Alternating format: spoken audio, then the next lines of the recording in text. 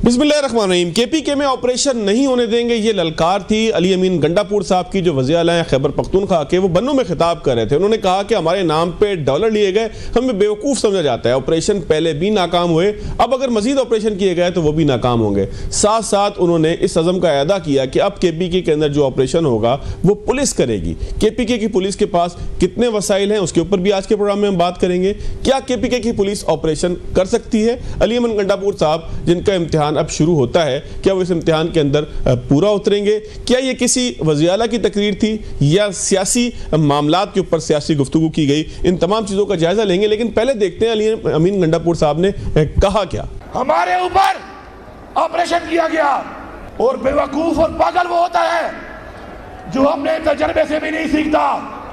हमने तजर्बे में देखा, इस ऑपरेशन के तजर्बे में कोई फायदा नहीं हुआ बल्कि हमारा नुकसान हुआ है। मैं बैसियत वज़ीर आला खैबर पख्तूनख्वा ऐलान करता हूं कि इस सूबे में ऑपरेशन नहीं होने देंगे। इस ऑपरेशन की वजह से, इस कुर्बानियों की वजह से हमने अपना घर बार छोड़ा, अपनी इज्जतों को लेकर हम खाना बदोश बने, हमारे इस पर भी तहफ़्फ़ुज़ात हैं। उसके बाद रिज़्क़ हलाल कमाने के लिए जब हम और सूबों में गए, वहां पे जो रवैया हमारे साथ बरताया गया, हमारे इस पर भी तहफ़्फ़ुज़ात हैं। हमें जिस तरीके से वहां से उतारा गया और जिस तरीके से हमारे नाम पे डॉलर लेकर हमारे बजाय खाए गए, हमें उस पर भी तहफ़्फ़ुज़ात हैं। लेकिन कुर्बानी देना हमारे खून में है, हमारी तारीख में है, हमारे अजदाद ने हमें कुर्बानी देना सिखाया है। हम फिर भी कुर्बानी देंगे इस मुल्क के लिए, इस मिट्टी के लिए, लेकिन अपने फैसले हम खुद करेंगे, हमारे फैसले कोई और नहीं करेगा। गंडापुर साहब की तकरीर आपने देखी, इसके ऊपर बात भी करेंगे, मजीद बहुत से मामले आते हैं उनके ऊपर भी बात करेंगे। लेकिन महमूद खान अचकज़ई साहब का एक इंटरव्यू का एक क्लिप जो है वो वायरल है, जिसके अंदर उन्होंने बड़ी खूबसूरत बात की है। उन्होंने कहा कि पाकिस्तान के अंदर इस वक्त जो बन्नू के हालात हैं, ख़ास तौर पर उसमें इस्टेब्लिशमेंट का कोई किरदार नहीं है। फ़ौज के ऊपर इस बात का मलबा डालने की कोशिश की गई, जुलूस के अंदर से ही सब कुछ हुआ। ये एक बहुत अहम बयान था कि जिसने सारे मंजरनामे को वाज़े किया, क्योंकि बन्नू से आने वाली इत्तलात जो गुज़िश्ता हफ्ते की थी उसमें यह दावा किया जा रहा था कि बहुत सा नुकसान हुआ है और किसी फौजी अफसर की तरफ से या फौजी जवान की तरफ से फायरिंग का वाक़या हुआ है। अचकज़ई साहब ने क्या कहा था, ज़रा वो देखते हैं। महमूद खान अचकज़ई साहब की गुफ्तगू आपने मुलाहिज़ा की, कौम इंतखाबात की तैयारी करे। उमर अयूब साहब का ये कहना था। उमर अयूब साहब ने जो है वो बड़े वाज़े अल्फाज में एक अपील भी की है, जिस अपील के ऊपर इस वक्त मुस्तकिल गुफ्तगू हो रही है। बल्कि राना सनाउल्लाह साहब ने तो उसके ऊपर जो है वो तबसरा भी किया है। राना साहब ने कहा कि हमें मोहतात रहना होगा। ऐसा महसूस होता है कि जब ये चीफ जस्टिस यानी कि काजी फायज़ ईसा साहब रिटायर होंगे तो उसके बाद पाकिस्तान तहरीक इंसाफ कोई एक अटेम्प्ट करेगी, हुकूमत गिराने की कोशिश करेगी। क्या कह रहे थे राना सनाउल्लाह साहब, ज़रा वो भी देखते हैं। गुज़िश्ता रोज़ शाहज़ेब खान साहब के प्रोग्राम में उन्होंने कुछ बातें की थी, ज़रा वो देखने के बाद फिर मेहमानों का तारुफ आपसे कराता हूँ, आगे की तरफ चलेंगे। लेकिन शाहज़ेब खान साहब के प्रोग्राम में राना साहब क्यों मोहतात रहने का कहते, ज़रा वो सुनते हैं। मौलाना फजलुर रहमान की भी गुफ्तगू करेंगे। मौलाना फजलुर रहमान क्या चाहते हैं, तहरीक चलाई जाएगी नहीं चलाई जाएगी, आज के प्रोग्राम में इन्हीं तमाम मौज़ूआत के ऊपर बात करेंगे। गंडापुर साहब के हवाले से तबसरा लेंगे। मुझे ज्वाइन किया आमिर इलियास राना साहब ने। राना साहब आपका बहुत शुक्रिया, आपने हमें ज्वाइन किया। साथ साथ माजिद निज़ामी साहब ने ज्वाइन किया, सर आपका भी बहुत शुक्रिया। पीजे मीर साहब हमें कुछ देर के अंदर ज्वाइन करेंगे। मीर साहब का जो है वो पहले से पेशगी शुक्रिया भी कर देता हूँ, जब वो आएंगे तब भी शुक्रिया कर दूँगा। और साथ साथ पेशावर से हमारे ब्यूरो चीफ लिहाज अली ने हमें ज्वाइन किया है, और लिहाज के पास जो खबर होती है वो बगैर किसी लिहाज की होती है, तो लिहाज अली साहब से भी हम बात करेंगे। राना साहब आप ही फरमाइएगा, तकरीर आज फरमाई है अली अमीन गंडापुर साहब ने, ललकार रहे थे, पुकार रहे थे, एतमाद का इजहार कर रहे थे, अपनी पुलिस के ऊपर एतमाद का इजहार कर रहे थे, अदम एतमाद का किसी पे इजहार कर रहे थे। डॉलर्स के हवाले से भी उन्होंने बात की कि डॉलर हमारे नाम पर लिए गए लेकिन उसका सही इस्तेमाल नहीं हुआ, उसका भी हिसाब लेंगे, और भी बहुत सारी उन्होंने बातें की। तो सर आज की उनकी इस तकरीर के बाद क्या तासुर आपके जहन में बना कि जिसको अगर अल्फाज में बयान किया जाए तो क्या होगा? देखें, चीफ मिनिस्टर हैं वज़ीर आला के, और जब वो पूरे एतमाद हैं तो लोगों को एतमाद करना चाहिए। और उन्होंने आके कहा है कि पुलिस खुद करेगी, तो इसमें क्या मजायका है? सूबाई खुद मुख्तारी भी है और वो जिम्मेदारी भी ले रहे हैं। और फिर उन्होंने बड़ी उसके सारा सराहत के साथ बताया है कि हम संभाल सकते हैं। और वो करप्शन के खिलाफ भी उन्होंने लोगों से ये कहा है कि आप खड़े हो जाए, मैं आपके साथ हूँ, आप वज़ीर आला हैं, आपके पास इख्तियार है। गुफ्तगू अच्छी है, क्योंकि ये गुफ्तगू वो पहले दिन से कर रहे हैं। अब अमल दरामद कितना होता है ये असल देखने वाली बात है, वो लोगों को मुतमईन कितना करते हैं ये देखने वाली बात है। लेकिन मुझे उनकी तकरीर में, ठीक है, उनका लहजा अजीब व गरीब सा होता है और वो अपने लोगों को मुतमईन कर रहे हैं, अपने जेल में बैठे हुए लीडर को मुतमईन कर रहे हैं कि मैंने किसी से मुकमका नहीं किया। लेकिन एक्चुअली वो वही कुछ कर रहे हैं जो पाकिस्तान की मुसल्लह अफवाज देख रही हैं। एपेक्स कमेटी में फैसले हुए हैं और कोई चैलेंज नहीं हुआ। देखे ना, महमूद खान अचकज़ई जब गए हैं तो जितना बयानिया फौज के खिलाफ बनाया गया था और ठीक ठाक एस्टेब्लिशमेंट के खिलाफ खुल्लम खुल्ला महमूद खान अचकज़ई बोलते हैं, जो कुछ उन्होंने कह दिया है तो वो तो सारी बातें धुल गई ना कि जी फौज ये कुछ कर रही है। फौज तो कुछ नहीं कर रही, वहां शरपसंद हैं। तो अब ठीक है, अगर सूबे के वज़ीर आला ये जिम्मेदारी समझते हैं कि वो ले सकते हैं तो उनको चांस भी मिलना चाहिए। फिर ये जो काउंटर टेररिज्म डिपार्टमेंट है उसमें भर्तियां क्यों नहीं हुई, वहां ट्रेनिंग क्यों नहीं हुई, इसका जवाब बहरहाल पीटीआई को देना है, जिसके ये सूबाई वजीर भी रहे हैं। ये उन हुकूमतों के पार्ट एंड पार्सल रहे हैं। ये नहीं कह सकते कि फलाना वजीर आला था, नहीं। जब पंजाब में सीटीडी मौसर काम कर रही थी तो उस वक्त ये काम इनका भी था। इनका भी काम था कि फॉरेंसिक लैब्स अपनी बड़ी अच्छी बनाते बजाय बातें करने के, चाहे वो चीफ मिनिस्टर कोई भी हो।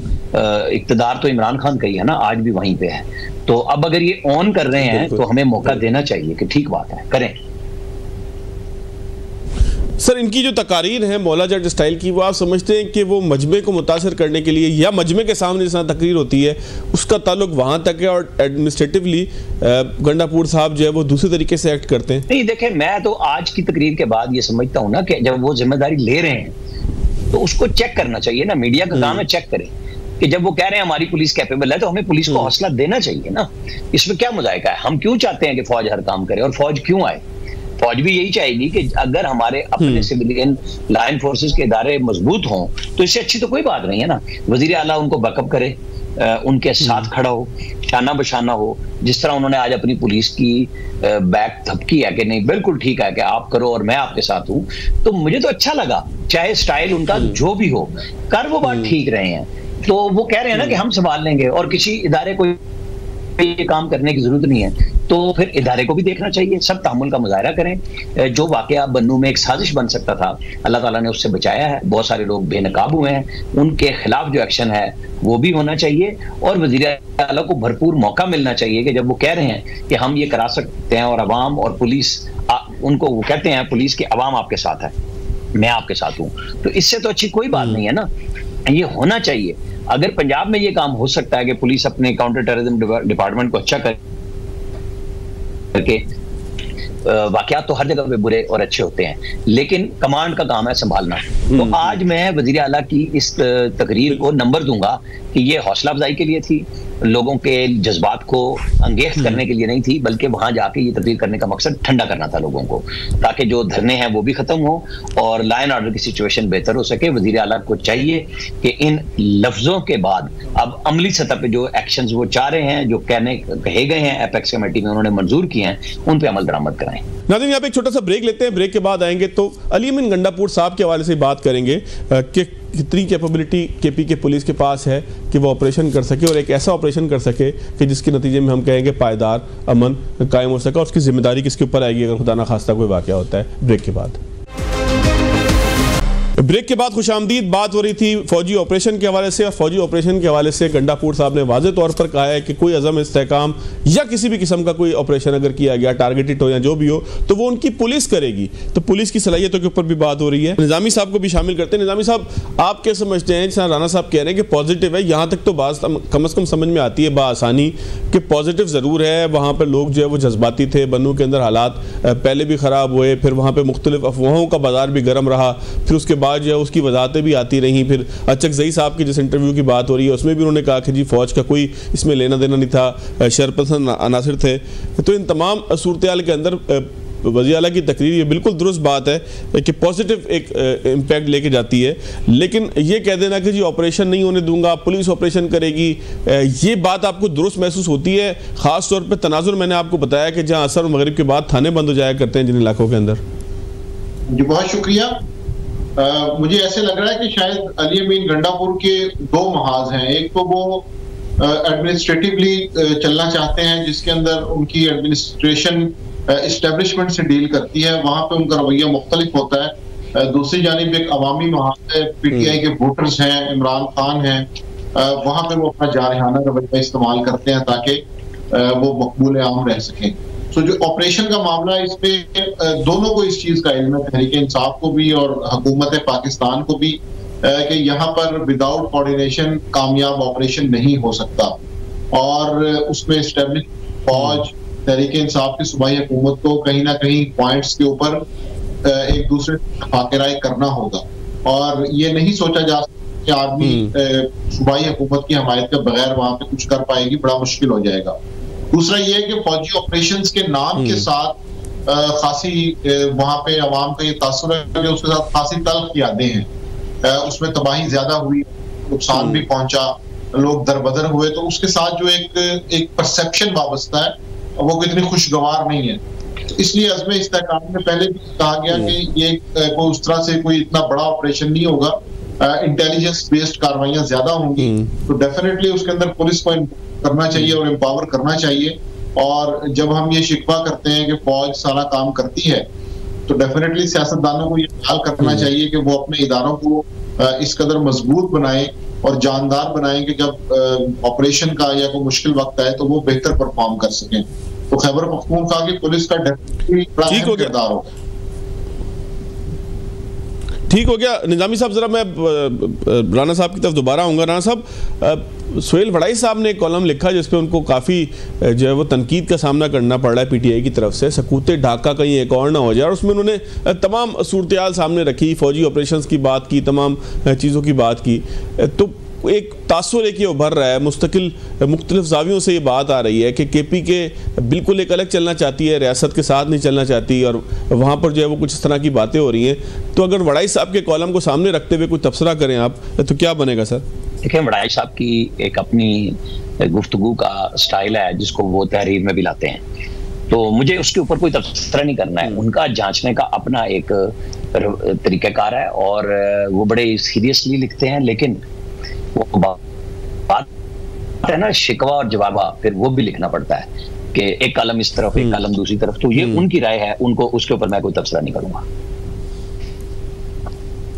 ठीक हो गया। लिहाज अली साहब हमारे ब्यूरो चीफ हैं पेशावर से, उन्होंने ज्वाइन किया। लिहाज साहब ज़रा ये फरमाइएगा आप कि मैंने आपसे ही सुना, आपने मुझे बताया कि केपीके के अंदर बहुत सारे इलाकों में, ख़ासतौर पे बन्नू, डेरा इस्माइल खान और इस तरफ के इलाकों के अंदर असर के बाद थानों में कोई नहीं होता, पुलिस थाने बंद करके चले जाती है। मैंने वीडियो भी आपकी कुछ देर पहले देखी, उसमें भी आप यही बात बता रहे हैं। दूसरी जानिब जो है वो अली अमीन गंडापुर साहब हमें बताते हैं कि जी पुलिस ऑपरेशन करेगी, बड़ा मौसर ऑपरेशन करेगी। बन्नू में वो खिताब कर रहे थे, मौला जट टाइप खिताब महसूस हुआ, लेकिन राना साहब कहते हैं कि ऐसा नहीं था, बड़ा पॉजिटिव खिताब था, हम भी इसको तस्लीम करते हैं। निजामी साहब भी ऐसे ही कहते हैं, आप क्या कहते हैं जनाब?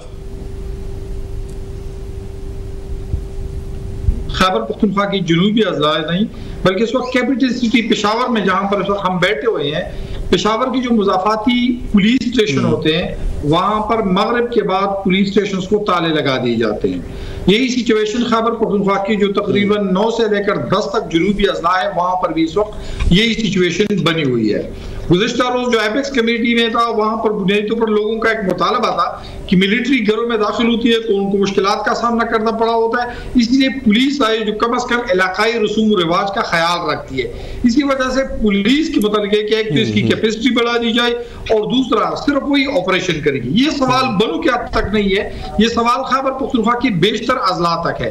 अब अगर हम देखें कारकर्दगी, तो वो लोग जो शाम के बाद खुद अपनी पुलिस स्टेशन को ताले लगा लेती है या वहां पर आपको अंदर जाने के लिए भी शदीद मुश्किलात का सामना होता है, वो लोग खैबर पख्तूनख्वा की जनूबी अजला में लोगों के तहफ़्फ़ुज़ को यकीनी बनाएंगे। ये बड़ा मुश्किल है इस वक्त, एक लॉन्ग टर्म पर, शॉर्ट टर्म में तो मुमकिन नहीं है, लेकिन लॉन्ग टर्म में अगर पुलिस की इस्तेदाद बढ़ा दी जाए, उन्हें वो आलात दी जाए, जिस तरह आपको पता है गुज़िश्ता रोज बैरिस्टर साहब जो खैबर पख्तूनख्वा हुकूमत के तर्जुमान है, उन्होंने क्लियरली एक बात कही है, और वो ये थी कि खैबर पख्तूनख्वा की पुलिस क्या जब दहशतगर्दों के असलहे के साथ मुवाजना करते हैं तो वो उनके पास आला नवीयत का असला है, यानी उनके पास नाइट विजन गॉगल्स हैं, उनके पास जो थर्मल गन्स है वो हमारे गन से काफी बेहतर है, लेकिन फिर भी हम उसका मुकाबला कर रहे हैं। तो ये उस वक्त एक सिचुएशन बनी है। अब रही अली अमीन गंडापुर की, तो अली अमीन गंडापुर से बुनियादी तौर पर 19 जुलाई को ये वाकया पेश आया था, आज वो बनू गए हैं। आपको अंदाजा होगा 7 दिन बाद वो अपने ही इलाके में जा रहे हैं। अब उनकी मजबूरी थी कि उनकी खुद की अपनी ही सियासी जमात ग्राउंड पर यही चीज चाह रही थी कि ये नुकात मंजूर किए जाए। अब अली अमीन गंडापुर साहब और उनकी खैबर पख्तूनख्वा हुकूमत ने तो जान छुड़ाने की हर मुमकिन कोशिश की, लेकिन उसके लिए मजबूरी थी। एपेक्स कमेटी का इजलास बुलाया गया और आज वो बनू चले गए। एक लफ्ज उन्होंने बड़ा क्लियरली कहा कि हमारे इजाजत के बगैर कोई भी मिलिट्री या इस तरह का कोई ऑपरेशन नहीं होगा, जिसका वाज़ेह इशारा बुनियादी तौर पर अज़्म इस्तेहकाम ऑपरेशन की जानिब था। जी फवाद साहब। लेकिन लेकिन लेकिन लिहाज अली साहब, जब क्लियर कर दिया गया है, प्रेशर आया ISPR की तरफ से जिसमें वाज़ेह कर दिया गया कि ये कोई वैसा ऑपरेशन नहीं है जैसा हमने ज़रबे अज़्ब देखा या दीगर देखे, ये तो बड़ा टारगेटेड किस्म का ऑपरेशन होगा। तो उसके बाद अब भी क्या खैबर पख्तूनख्वा के अंदर कोई इबहाम मौजूद है, कुछ शकूक शुबहात हैं इस हवाले से? बहुत साहब अगर हम देख लेते हैं तो खैबर पख्तूनख्वा में तकरीबन ये 22वां ऑपरेशन है जो अगर अज़्म इस्तेहकाम के नाम से किया जा रहा है, ये शुरू किया जाएगा। इससे पहले जो मिलिट्री ऑपरेशन की जाएंगे, हर मिलिट्री ऑपरेशन के बाद हमें कहा गया था और लोगों को यकीन दिलाया गया था कि दहशतगर्दी खत्म हो चुकी है, अब दहशतगर्दी की कमर तोड़ दी गई है।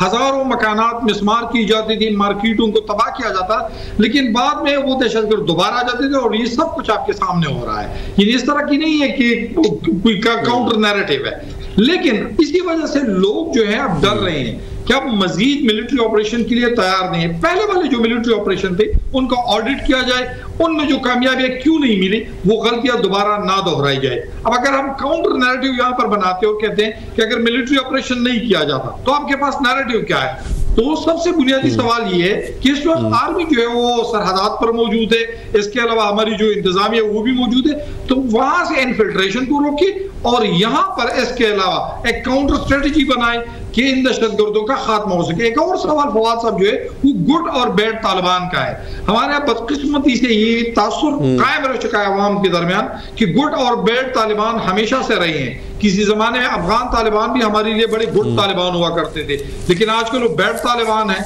इसी वजह से कि जमाने में और भी हाफिज गुल बहादुर साहब भी हमारे गुड तालिबान थे, अभी वो बैड तालिबान है। तो ये तस्वुर है जो बना हुआ है, इसका खात्मा होना चाहिए। ठीक हो गया। लिहाज अली साहब मेरे साथ ही रहिएगा। राना साहब, ये तबसरा फरमाइएगा कि मिलिट्री ऑपरेशन के बाद दोबारा दहशतगर्द आ जाते हैं। सर, ये जो एक जुमला है इसमें एक जिम्मेदार का तयन होना भी ज़रूरी है कि दोबारा दहशतगर्दों के आने से कौन रोकेगा? क्या मिलिट्री मौजूद रहेगी उन इलाकों के अंदर? क्या आइंदा दहशतगर्द ना आए या मिलिट्री ऑपरेशन करके चली जाएगी? ये एक जनरल आपको क्या फार्मूला समझ में आता है? लिहाज अली साहब ने बड़े अच्छे अंदाज से पूरा मंजर सामने रख दिया। अब मैं बात करता हूं कि मैं क्यों कह रहा था कि अली अमीन गंडापुर साहब को मौका मिलना चाहिए। मुझे बताएं कि ऑपरेशन ज़रबे अज़ब और रद्दुल फसाद के वक्त सूबाई हुकूमतें फौज की थी, ANP की थी या PTI की थी? तो वो शामिल थे ना दोनों ऑपरेशंस में, जनरल राहिल शरीफ का ऑपरेशन हो या जनरल ऑपरेशन हो, दोनों में PTI की गवर्नमेंट बाज़ाब्ता तौर पे शामिल थी और वो काम कर रही थी यहीं पे, आज भी काम कर रही है। आज तो फौज ने कहा है कि ये प्रॉपर जिसको कायनात के ऑपरेशन कहते हैं वो नहीं है, कि फौज ने नहीं आना। ये एक आप समझे बयानिया का ऑपरेशन है, एक मौसर आवाज बनाने का है। तो ठीक है, उसके अंदर अगर अली अमीन गंडापुर साहब समझते हैं कि वो बहुत तेजी के साथ इस काम को कर सकते हैं और ये काम इतने अच्छे अंदाज से हो सकता है कि पुलिस को वो फौरन मगरिब क्या 24 घंटे राउंड दी क्लॉक करेंगे, तो ये तो सवाल है। मैंने सबसे पहले यही बात की थी कि ये मीडिया देखेगा और मीडिया बताएगा कि आपको कैसे काम करना है। तो लिहाज अली साहब ने भी बता दिया कि आज इस वक्त तक ये गपशप है। तो आज गपशप को अमली जामा पहनाने के लिए अली अमीन गंडापुर साहब के पास आज से टिक शुरू है। वैसे तो 11 साल से इन्हीं के पास है ना, PTI की गवर्नमेंट है, ये वजीर रहे हैं उसके अंदर, ये विफाक में वजीर रहे हैं, सूबे में वजीर रहे हैं, कोई बाहर नहीं रहे उनसे, इनके भाई भी वजीर रहे हैं। तो इनकी जिम्मेदारियां और खास तौर पर इनका चूंकि वहां पे मौजूद है, वो फंसता भी है उस हो रहा है सारा काम, साउथ वहीं से शुरू होता है। तो ये अब इनकी जिम्मेदारी है, जब इन्होंने ले ली है कि मैं किसी को नहीं आने दूंगा, दबंग नारे को जिंदाबाद कहना चाहिए कि करके दिखाएं। फिर अपने जिलों में अपनी पुलिस के थानों में मगरिब और इशा के वक्त जाएं, इंस्पेक्शंस करें। ये सेम हाउस में मत बैठें। ये 7वें दिन क्यों पहुंचे, ये पहले दिन बन्नू क्यों नहीं खड़े थे? ये अब इन्होंने ओन किया है एपेक्स कमेटी के बाद, क्या आप कुछ नहीं हम करेंगे, आप बॉर्डर एरिया करें। बिल्कुल ठीक बात है, और सेशन होता है और होता रहेगा कि भाई जब आप कहते हैं कि हमने खत्म कर दी तो कैसे आए, तो उस खत्म करने में भी फिर इमरान खान साहब वजीर आजम थे और अली अमीन गंडापुर के वफाकी वजीर थे। जब ये तय हुआ कि तालिबान को जो टीटीपी वाले हैं उनको पाकिस्तान लाके बसाया जाएगा और वो ठीक बिहेव करेंगे, और जब वो आए तो हमारे एक डीएसपी के साथ क्या किया था उन्होंने सवात में, आपने और हमने वो वीडियो देख ली थी। तो फिर ये हुआ ना कि ये आपकी सोच का गलत था और आपको ये काम नहीं करना चाहिए था। तो बचत इसी में है कि आइंदा से ही, अब हम इस पे नहीं बहस कर सकते कि आपने पहले क्या किया, आप आगे चल के ठीक कर दें, जो आपने दावा किया है उसकी हद तक कंप्लीट करें, लोग आपके साथ खड़े रहें, कोई ऐसा इशू नहीं है। लोगों ने तो आपकी कारकर्दगी ना होने के बावजूद आपको वोट दिए हैं, तो ठीक है फिर करके दिखा देना, उनकी जानो माल सब बचाए ना। लिहाज भी जरा इसको कंक्लूड कीजिएगा, घड़ी की टिक टिक शुरू हो गई है, वक्त शुरू हो गया है, गंडापुर साहब को अब डिलीवर करना है, उन्होंने जो जिम्मेदारी ली है पूरी करनी है। तबसरा इस पे आप क्या करेंगे? खबर तो आपने दी कि जी सूरत-ए-हाल इतनी आसान नहीं है कि आप ये कहें कि ये लॉन्ग टर्म के बजाय शॉर्ट टर्म में हो जाएगा, लेकिन हकीकत में क्या वो इस चैलेंज में कामयाब हो पाएंगे जो उन्होंने खुद लिया है? और अब इस दफा हम देख रहे हैं वर्कर्स जो है वो सियासी जमातों की राय बना रहे हैं। पाकिस्तान तहरीक इंसाफ ने जो सूबाई हुकूमत है उन्होंने अपनी जान छुड़ाने की हर मुमकिन कोशिश की कि ये फौज जो आर्मी है और वफाकी हुकूमत और लोगों के दरमियान रहे, लेकिन उनकी ये मजबूरी थी कि वो सूबाई हुकूमत के मसनद पर बैठे हुए थे। इसीलिए आज वो 7वें रोज अली अमीन गंडापुर साहब वहां पर चले गए और उन्होंने तकरीर की। 6ठे दिन उनके सूबाई हुकूमत के तर्जुमान ने बनू की इशू पर लबकुशाई की। ये वो इशू है कि जिससे पाकिस्तान तहरीक इंसाफ ने हर मुमकिन तौर पर जान छुड़ाने की कोशिश की, लेकिन इस वक्त ये चीज पाकिस्तान तहरीक इंसाफ के गले पड़ चुकी है। पहला जो सबसे इंपॉर्टेंट नुकता है वो ये है कि इस वक्त पाकिस्तान तहरीक इंसाफ जो है वो मिलिट्री के खिलाफ बोलती है, लेकिन इस वक्त उसे मिलिट्री के साथ मिलकर काम करना होगा। दूसरा जो अहम नुकता है वो ये कि उन्हें पुलिस की इस्तेदाद कार को बढ़ाना होगी, अगर शॉर्ट टर्म में नहीं तो लॉन्ग टर्म में कम से कम उसे करना होगा।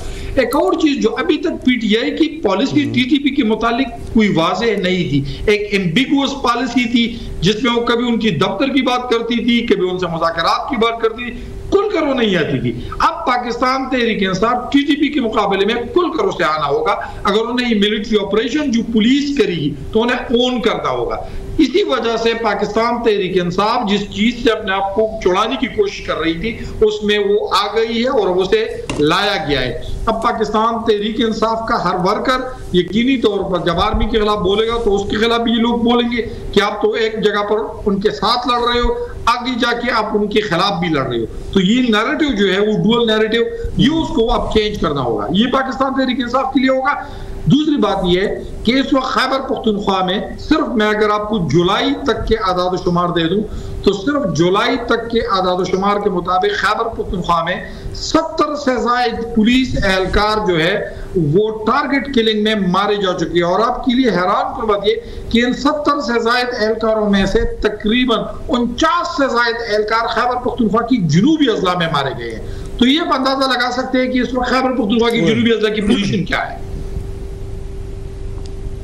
बिल्कुल ठीक है लिहाज अली साहब, मैं एक ब्रेक लेता हूं, ब्रेक के बाद दोबारा आते हैं, कुछ इमरान खान साहब के हवाले से भी बात करेंगे। फौजी अदालतों की तरफ मुकदमा शायद उनका जाने का एक इम्कान वो खुद जाहिर कर रहे हैं, इसके क्या असरात होंगे? लिहाज अली साहब आपसे भी तबसरा लेंगे, तजिया लेंगे, क्योंकि आपने एक बात की कि पाकिस्तान तहरीक इंसाफ इस वक्त मिलिट्री लीडरशिप से बात करना चाहती है, बात करने के साथ साथ उनको उनकी बातें मान भी रही है और साथ साथ उमर अयूब साहब ने उनको पुकारा भी है। ब्रेक के बाद जरा जायजा लेंगे क्या बनता है।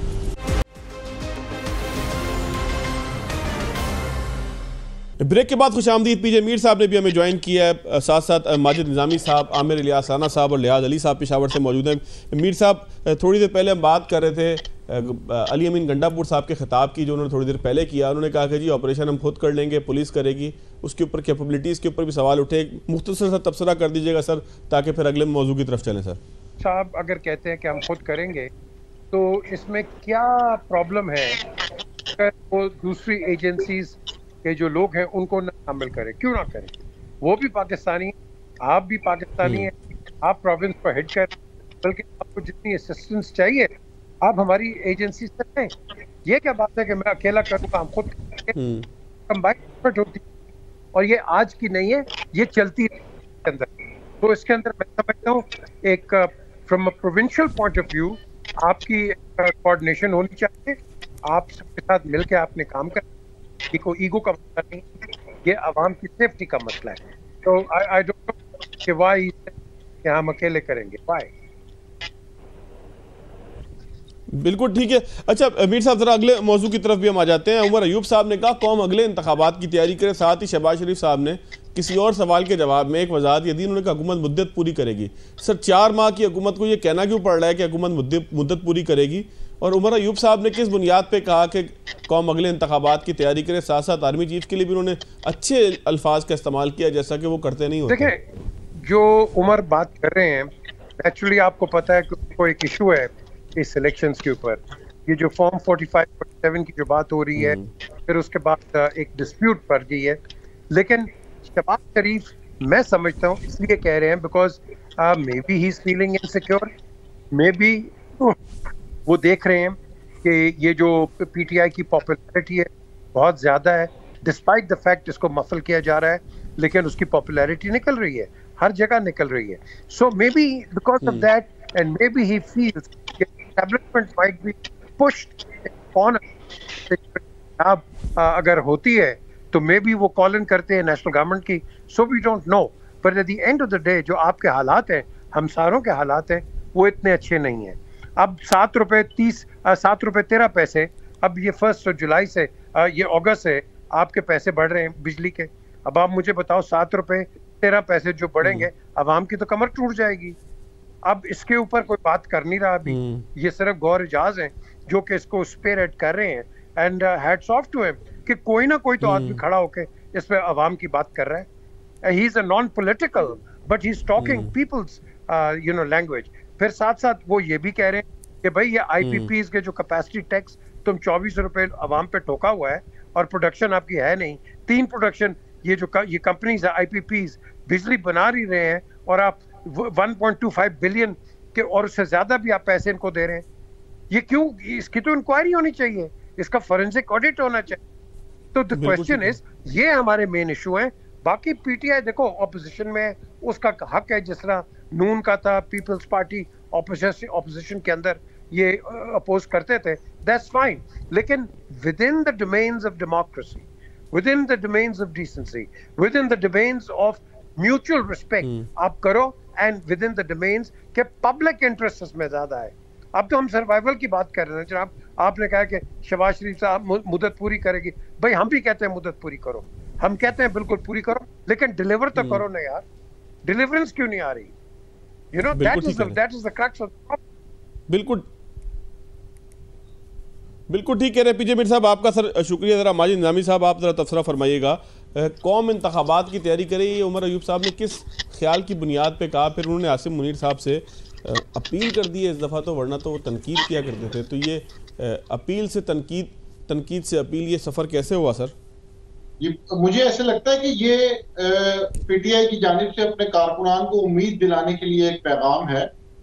उसकी वजह यह है कि इस वक्त मुझे नहीं लगता कि सियासी सूरत हाल ऐसी है कि जिसमें हम इलेक्शन अफोर्ड कर सकते हैं या रियासत या मुक्तदरा इस माहौल की तरफ जाती दिखाई देती है। उसकी वजह यह है कि 8 फरवरी के इलेक्शंस में वो इस चीज को देख चुके हैं और तमाम तर मसाइल, मुश्किलात और धांधली के इल्जामात के बावजूद Tehreek Insaf single largest party बन के सामने आई। अब मुझे नहीं लगता कि इस हालात के अंदर रियासत अफोर्ड कर सकती है कि वो दोबारा इलेक्शन करवाए। और इस सारे मामले के अंदर इशू ये है कि सिर्फ शहबाज शरीफ या पीपल्स पार्टी का जो स्कोर कार्ड है उसको हम सामने रखें, तो ये भी कोई चांस नजर नहीं आता कि तहरीक इंसाफ किसी तरह फेडरल गवर्नमेंट में आएगी।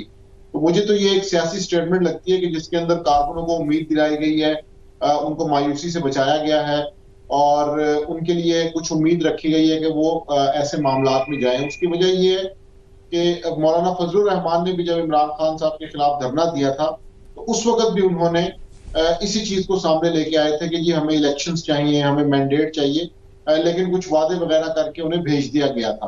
तो इसलिए मुझे नहीं लगता कि तहरीक इंसाफ के इस बयानिए के अंदर कुछ ना कुछ हकीकत है। ठीक हो गया। लियाज़ अली साहब, आप ये फरमाइएगा, अब मौलाना फजलुर रहमान कितने संजीदा नज़र आते हैं हुकूमत के खिलाफ किसी तहरीक के लिए या हुकूमत के खिलाफ किसी बड़े मामले की तरफ जाने के लिए? KPK से ज़ाहिर है कि उन्होंने एक बड़ा मजमा लेके कहीं भी जाना है, तो क्या सूरत हाल है सर? फवाद साहब, एक तो ये है कि पाकिस्तान में अगर आप तहरीकों को देखें तो हमेशा तहरीकें जो होती हैं वो नॉर्मली सितंबर या अक्टूबर से शुरू हो जाती हैं और तकरीबन अप्रैल मई तक चली जाती हैं। ये जो जून जुलाई और अगस्त वाला महीना होता है ये बड़ा खतरनाक होता है। आप अपने वर्कर को वैसे ही थका रहे होते हैं, और इस वक्त आप देखो जमात इस्लामी के साथ उसका वर्कर भी बड़ा थका हुआ है, और उस वक्त जब हम ये बात कर रहे हैं दूसरी जानब आप और तहरीकों को भी, पाकिस्तान तहरीक इंसाफ ने भी अपने वर्कर को एक किसी हद तक इलाकाई सतह पर मुजाहरों का कहा है। मौलाना फजलुर रहमान साहब इस वक्त रायामा को हमवार करने के लिए और पाकिस्तान तहरीक इंसाफ के साथ अपनी कुर्बतों को बहाल करने के लिए इस वक्त कोशिश ही तो कर रहे होते हैं, लेकिन मुझे नहीं लग रहा है कि सितंबर से पहले वो किसी बड़े तहरीक को लेकर इस्लामाबाद की जानिब मार्च करेंगे। इस वक्त मौलाना फजलुर रहमान की खुद सूबे में पोजीशन वो नहीं वो अपने वर्कर को पाकिस्तान तहरीक इंसाफ के करीब लाए हैं। इस वक्त एक बहुत बड़ा गैप है, लग नहीं रहा है कि दोनों जो बड़ी जमातें हैं इस वक्त खैबर पख्तूनख्वा की हद तक वो इस्लामाबाद की जानिब इकट्ठा मार्च करेंगी। जी ठीक हो गया। लियाज़ अली साहब, आपका भी बहुत शुक्रिया। माजिद निज़ामी साहब, आपका भी शुक्रिया। PJ मीर साहब, राना आमिर लियाज़ साहब, आप सारे मेहमानों का शुक्रिया। नाज़रीन, आज के प्रोग्राम से इतना ही, इजाज़त दीजिएगा। अल्लाह हाफ़िज़।